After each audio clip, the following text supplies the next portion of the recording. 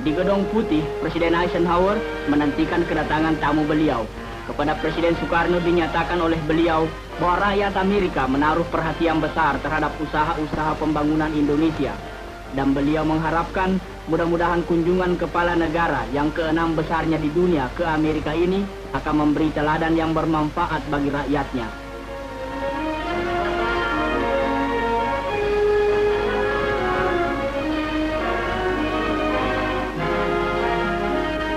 Kemudian Presiden Eisenhower berkenalan dengan Guntur dan selanjutnya menjamu tamu-tamu beliau untuk bersantap siang. Dikala itu Presiden Eisenhower mempersembahkan sebuah mangkuk perak tiruan asli daripada buatan Paul Revere, seorang pandai perak yang besar jasanya dalam revolusi Amerika dahulu.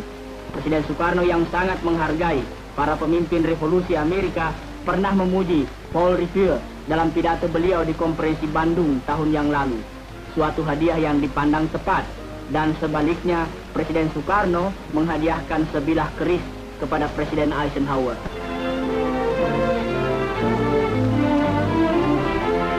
Setelah santapan siang, Presiden Soekarno menuju ke Blair House, tempat tamu-tamu agung pemerintah Amerika, di mana beliau tinggal selama 3 hari di Washington. Di gedung tersebut melambai sang Dewi Warna dan bendera lambang kepresidenan Indonesia.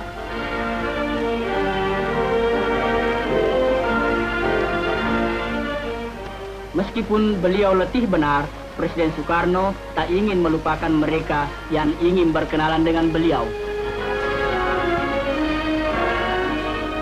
Esok harinya, Presiden Soekarno mengunjungi Taman Pahlawan di Arlington, negara bahagian Virginia, dan sejenak mengheningkan cipta untuk arwah pahlawan Amerika yang tak dikenal.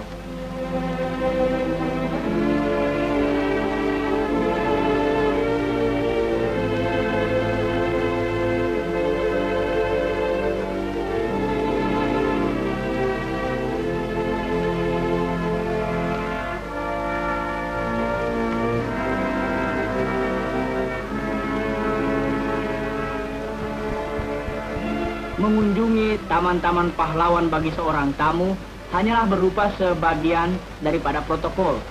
Tapi di sini, di Mount Vernon, di makam George Washington, upacara ini lebih pribadi daripada kunjungan resmi. Karena Soekarno sendiri, Washington, George Washington Indonesia, dan George Washington Amerika menjadi gurunya.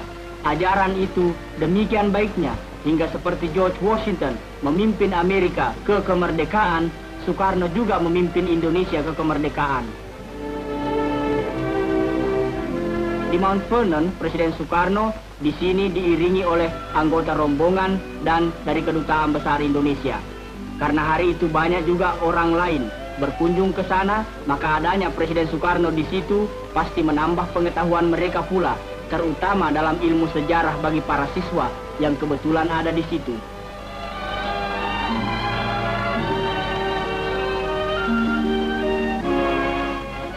Kembali di ibu kota, Presiden Soekarno mendapat penghargaan istimewa ketika beliau berkesempatan berpidato di hadapan sidang gabungan Kongres Amerika Serikat. Beliau disambut oleh Ketua Dewan Kongres, Sam Rayburn, dan Wakil Presiden Nixon, dan para tokoh rakyat Amerika lainnya. Setelah mengucapkan terima kasih, Presiden Soekarno menyampaikan salam rakyat Indonesia.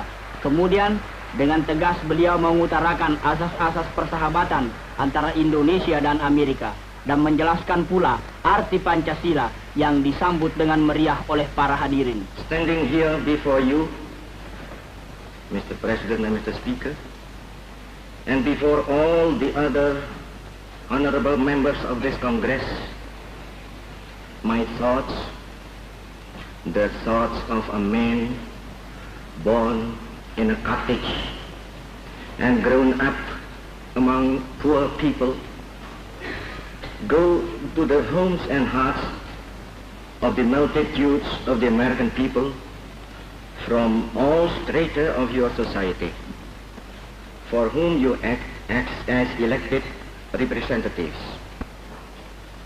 May I therefore convey to you and through you to the people of America the most sincere greetings of the Indonesian people and their thanks for your past generous assistance, with the hope that this visit to the United States of America will foster closer relations between our two nations. Immediately we had proclaimed our independence in August 45, we attached as preamble to our constitution the Pancasila. Pancha means 5, Sila means principle. The Pancasila, the 5 guiding principles of our national life. Perhaps you know already what our Pancasila is. It gives us the 5 principles of our state.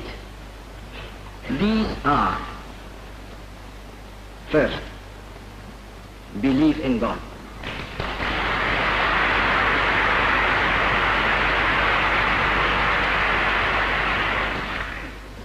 Second, nationalism.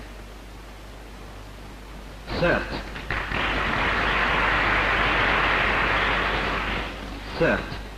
humanity.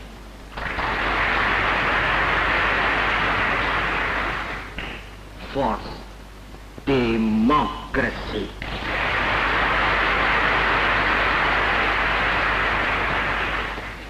Fifth, social justice.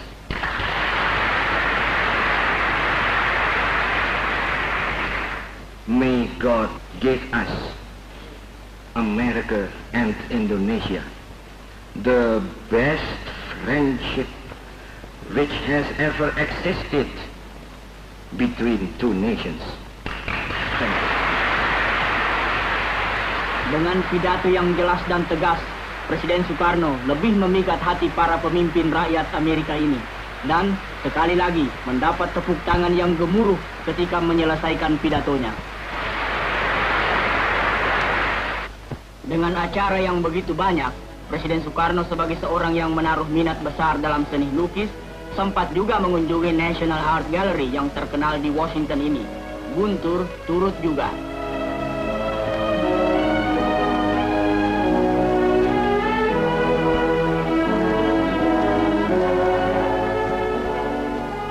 Di dalam, pemimpin besar Indonesia itu dan putranya berhadapan muka dengan Presiden Amerika yang pertama, George Washington, dan keluarga. Masih banyak tempat-tempat lainnya yang perlu dilihat di Washington, tetapi 3 hari saja tidak cukup.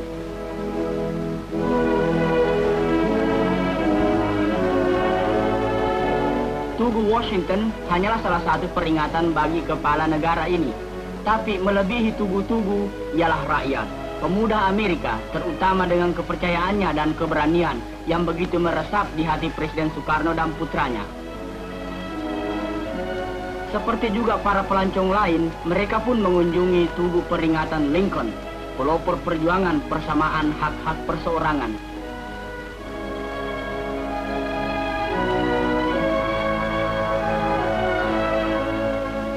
Dari sini nampaklah pula tugu peringatan Jefferson, seorang pemupuk dasar persamaan. Kunjungan ke pusat yayasan Islam juga termasuk acara selama 3 hari di Washington.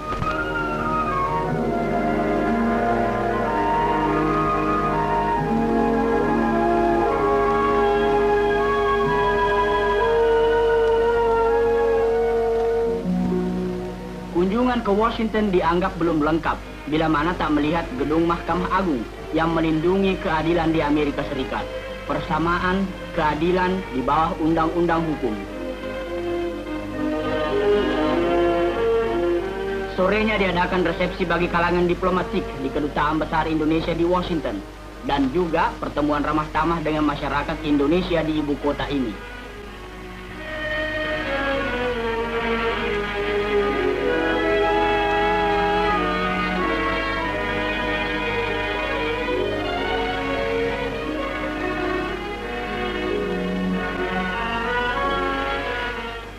Bertempat di Hotel Mayflower, diadakan jamuan makan oleh Presiden Soekarno untuk Presiden dan Nyonya Eisenhower. Nampak di sini Menteri Luar Negeri Indonesia, Ruslan Abdul Ghani, Nyonya Noto Widikdo, Presiden dan Nyonya Eisenhower, Presiden Soekarno, dan Duta Besar Indonesia, Mukarto Noto Widikdo, dan para tamu lainnya.